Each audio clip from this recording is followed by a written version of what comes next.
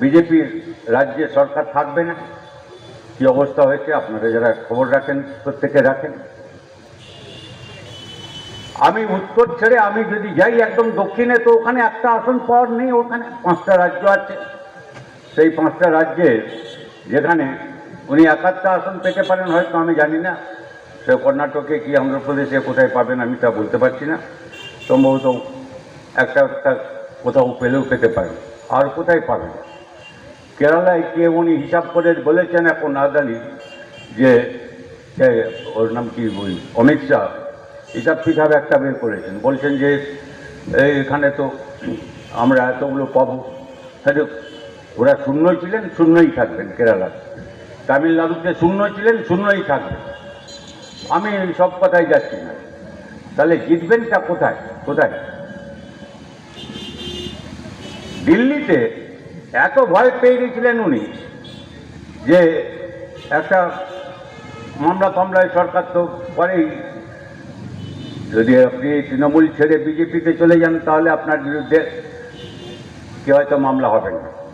তারপরে যেরকম ওই শুভেন্দুর বেলায় হয়েছে সেরকম হতে পারে। কিন্তু এই যে একটা ভয় যে এখানে যদি আম আদমি পার্টি, যাদের দুটো রাজ্যে জোর আছে, দিল্লিতে খোঁজ আছে, আর এটা অবশ্য কেন্দ্রশাসিত যাই বলেন আপনি, আর বাকি পাঞ্জাবে, এখানে মুখ্যমন্ত্রী কেজরিওয়াল উনি যদি মানুষের মধ্যে প্রচার করতে পারেন তাহলে বিজেপির দফারফা হবে, অসুবিধা হবে।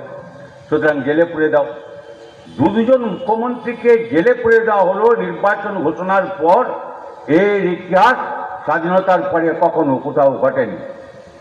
নতুন দৃষ্টান্ত তৈরি করেছে। সুপ্রিম কোর্ট ওকে ছেড়ে দিল, শর্ত দিয়ে ছাড়ল যে এখন উনি প্রচার করতে পারছেন, আর প্রচার করছেন। উনি যেসব কথা বলছেন এ তো ভারী মুশকিল, উনি আটকাতে পারলেন না ওকে। ফলে আপনি ভাবুন যে দিল্লিতে আর পাঞ্জাবের যে প্রভাব পড়বে তাতে কি হবে। গুজরাটে কি আপনি থাকতে পারবেন? যা আপনার ক্ষমতা আছে, যা শক্তি ছিল, আপনি তা থাকতে পারবেন?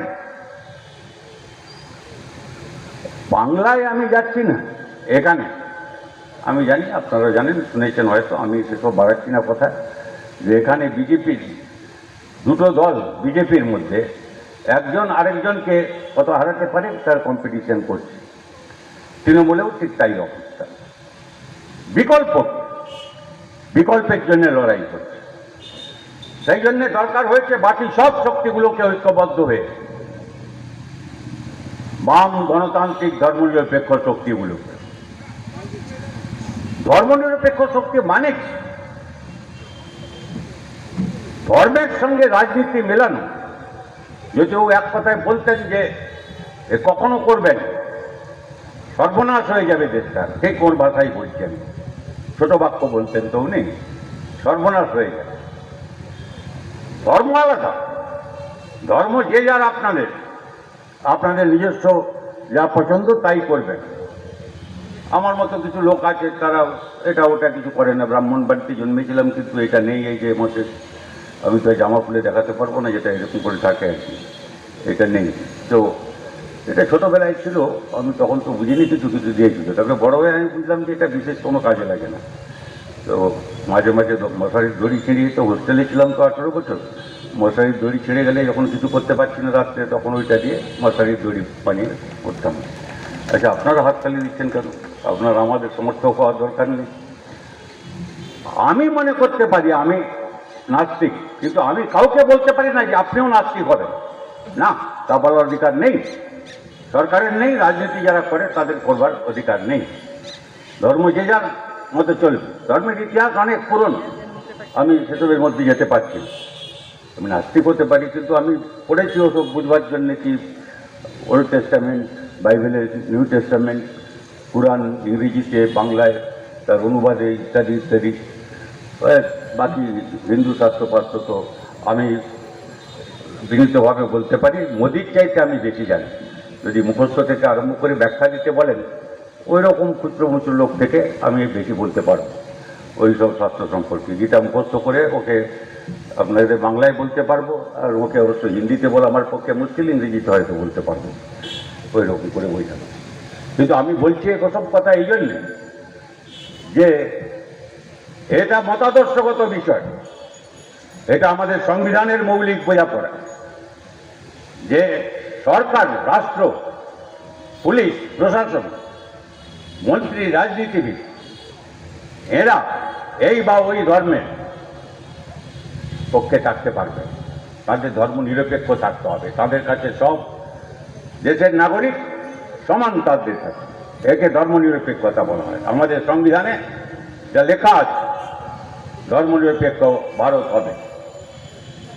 এরা যেটা করছেন এর সঙ্গে ধর্মের সম্পর্ক নেই, ধর্মনিরপেক্ষতাও না, এটা হচ্ছে সাম্প্রদায়িকতা।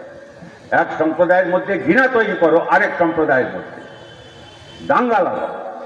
ওরা আমাদের ফিরিয়ে নিয়ে যেতে চাচ্ছেন 1947 সালের 15ই আগস্টের আগে।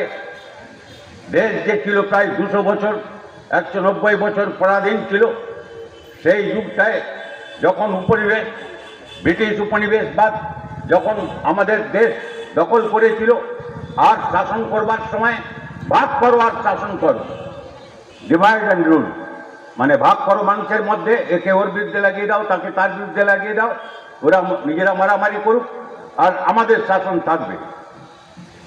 বিজেপি হচ্ছে সেই বংশ থেকে তাদের উদরজাত যাদের রাষ্ট্রীয় স্বয়ংসেবক সংঘ বলা হয়, RSS, 1925 সালে যার জন্ম হয়েছে সেই RSS। তারপরে তারা তৈরি করেছে হিন্দু মহাসভা, তারপরে নাম বদলে জনসংঘ, জনসংঘ থেকে জনতা পার্টিতে ঢুকলো, তারপরে ভেঙে বিজেপি হলো, ইত্যাদি ইত্যাদি। এখন বিজেপি যদি চলে ওখান থেকে, নাগপুর থেকে চলে, এবং সেই RSS তারা একদিনও ব্রিটিশদের বিরুদ্ধে লড়াই করেছে, উপনিবেশবাদের বিরুদ্ধে। স্বাধীনতা সংগ্রামে কেউ ছিল? ওরা বলেন হ্যাঁ হ্যাঁ ছিলেন, হেগড়েওয়ার ছিলেন, কি যাই হোক, সাভারকর, গোলওয়ালকর, এসব। কিন্তু মুশকিল হচ্ছে যে ওদের যে মুচলেখা লিখে দিয়েছিলেন ব্রিটিশদের যে আমাদের ছেড়ে দাও, আমি রাজনীতি করব না, তারা মুচলেখা লিখে দিয়েছে। রাজনীতি মানে ওরা আর পার্টি করেননি, কিন্তু RSSটা করেছে, যারা এসব চালায় সেটা করেছে। ফলে আমি আপনাদের এসব বলার উদ্দেশ্য হচ্ছে এই যে স্বাধীনতা সংগ্রামে ওরা ছিলেন না, ওরা লিখেছেন তাই। গোলওয়ালকর তো লিখেইছে, তার আগের যারা সংঘগুরু ছিলেন তিনিও লিখেছেন যে হিন্দু ধর্ম আর আমরা যেটা বলছি হিন্দুত্ব, এ দুটোর মধ্যে পার্থক্য আছে। ওরা হিন্দুত্ব বলে, আমরা হিন্দুত্ব মানে আমরা বলি এটা একটা রাজনৈতিক প্রকল্প। রাজনৈতিক প্রকল্প মানে কি? রাজনৈতিক পলিটিক্যাল প্রজেক্ট। রাজনৈতিক প্রকল্প মানে বোঝেন আপনারা, পঞ্চায়েতের সময় থেকে আমি শিখেছিলাম, আপনারাও সবাই জানতেন যে একটা রাস্তার প্রকল্প নেওয়া হচ্ছে, একটা কী বলে পানীয় জলের সরবরাহের প্রকল্প নেওয়া হচ্ছে, প্রজেক্ট।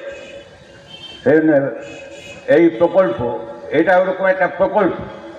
সুতরাং রাজনৈতিক প্রকল্প হিন্দুত্ব তার প্রথম প্রকাশ আমরা দেখেছি, যেটা প্রথম প্রজেক্ট দেখছিল গান্ধীজিকে হত্যা করা।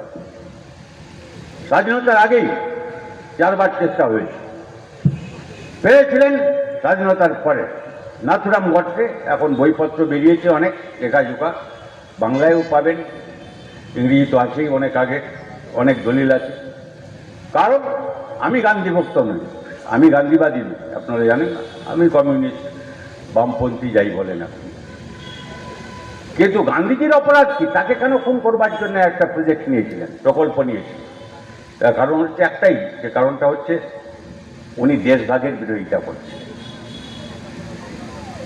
দেশটা ব্রিটিশরা ভাগ করে দিই, ভাগ করো আর শাসন করো, ছেড়ে যাচ্ছি যদি ভাগ করে, তাহলে এই যে ভারত ছিল অখণ্ড ভারত, সেইটা যদি দুর্বল হয়ে যায়, তাহলে এদের মধ্যে হানাহানি হবে, তাহলে আমার সাম্রাজ্যবাদের কর্তৃত্ব থাকবে। এই জন্যই তারা এটা করেছিল। আর সেই ভাগের পক্ষে RSS, রাষ্ট্রীয় স্বয়ংসেবক সংঘ, তাঁরাই প্রথম প্রস্তাব দিলেন। তারপরে জিন্নাহ, মুসলিম লীগ, তাঁরা বললেন হ্যাঁ তো হতে পারে। তাহলে ওরা তো ছিলেন না, প্রথমে এরা বলেছেন, তারপরে ওরা বলেছেন, তারপরে যা হলো আমরা জানি, দেশ ভাগ হলো। আর সেই প্রকল্প, তারপরে দাঙ্গা লেগে গেল, আমি বারবার মনে করিয়ে দিয়ে সব কথা, পুরনো কথা কিন্তু মনে রাখবার জন্য ইতিহাস বিস্তৃত জাতি যারা ভুলে যায় ইতিহাস, পুরনো ইতিহাস, সেই দেশ জাতি এগোতে পারে না। ইতিহাস মনে রাখতে হয়। ইতিহাসটা হচ্ছে এই যে দেশ ভাগের পরে দাঙ্গা হলো এখানে থেকে ওখানে। 1947 সালের 15ই আগস্ট যখন নেহেরু মন্ত্রিসভা দিল্লিতে শপথ নিচ্ছে, গান্ধীজি তখন আমরণ অনশনে কলকাতায় বসে বেলেঘাটায়, যেখানে আমরা কমিউনিস্টরা, বামপন্থীরা আমরা যাই প্রত্যেক বছর, এখনো যাই শ্রদ্ধা জানাতে গান্ধীজির যেখানে অনশনে বসেছিলেন 30শে জানুয়ারি 1948 সালে। 30শে জানুয়ারি তাঁকে হত্যা করা হয়েছিল। নাথুরাম গডসে তিন তিনবার গুলি চালিয়েছিল। কেন বসেছিল? উনি তখন চাইতেন যে দাঙ্গা বন্ধ হোক, এবং সব পার্টিকে যেতে হয়েছিল, যারা দাঙ্গার পক্ষে ছিলেন, বিপক্ষে ছিলেন, আমাদের পার্টি জ্যোতিবাবুরা, তারা এরা সব গিয়ে ওখানে বোঝাচ্ছে যে আপনি ছেড়ে দিন, আমরা সবাই দায়িত্ব নিচ্ছি, এই আর হবে না, আর দাঙ্গা হবে না, আর মারামারি হবে। তবে গিয়ে গান্ধীজিকে অনশন ছাড়ানো কিছু। নেহেরু ওখান থেকে ছুটে এসেছিলেন প্রধানমন্ত্রী হয়েই, বাপুজিকে না পারেন, কিন্তু সবাই যখন বলল উনি দেখলেন, খানিকটা বিশ্বাস জন্মালো, আর কোথায় দাঙ্গা হচ্ছে তার বিরুদ্ধে। এই জন্য আমি বললাম একটা রাজনৈতিক